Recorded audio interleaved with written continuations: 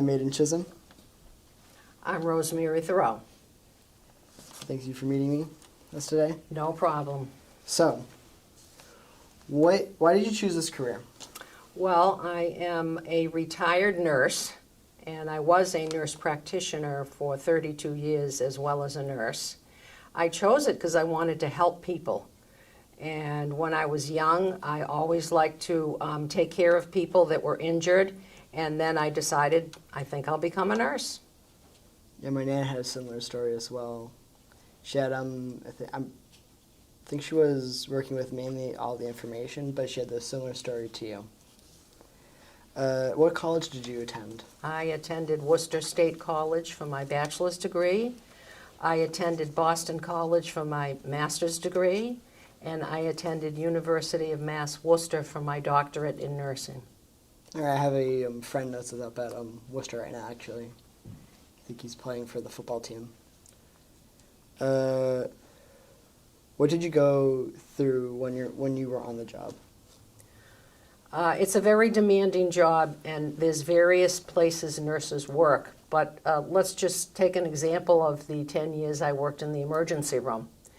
That was a lot of stress. You'd have people come in with traumatic injuries, heart attacks, strokes.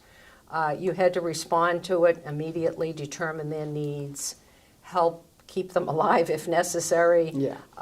So it's a very complex job, but the nurse is really responsible pretty much for the patient's total care. The doctors may come in and see the patient and leave, but it's the nurse that's with you the whole time. If you're admitted to the hospital, or even a nurse is with you when you are seen for health care visits. So the nurse is, in my opinion, a central character. All right. Can you share with us any memorable stories you had while working in the ER or just over the course of your career working as a nurse? I do have a story.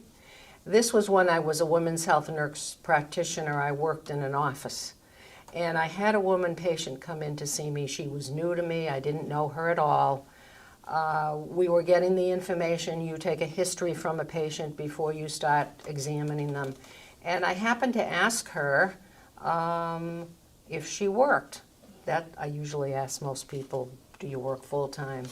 She stopped and said, no, I'm not working right now. And she was a nurse. And I said to her, how come? What are you doing? She stopped and she told me the story of the death of her daughter, how they had been on the highway. They pulled over to help someone whose car broke down, and a car came in and killed her daughter. So since that time, she hasn't been able to, or hadn't been able to do anything. She couldn't work. She was filled with a lot of grief, and I think later she told me that I was the first person that she had told this story to. So she came to the office, I think, intending to tell her story, and somehow she trusted me enough to do it. What happened after that is I talked to her about the fact that due to her trauma, she might be able to help other parents with loss. It had been a few years. And indeed, she decided to go on to become a psychiatric nurse practitioner herself, and she completed her master's in psychiatric nursing. So I feel like I really made a difference, not just in her care, but now she's caring for other people that have gone through trauma. That's great. So she's a very memorable patient. It's great. I had, not similar, but with like the group sort of discussion when I was an inpatient, that really helped me out. So what were some of the biggest challenges you had while working? Well, I mentioned it's very stressful. You have to move quickly. You have to make decisions quickly. You see some depending upon where you work, and there's a variety of places that people can work. I did work for 7 years in maternity nursing, and it was very happy. Everyone was, for the most part, healthy.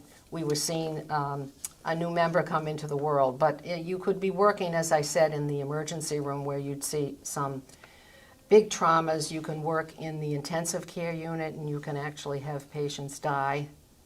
And I'm sure those nurses who worked with some of the newest problems that have come out, COVID, I'm sure those were extreme trauma to have all those patients die.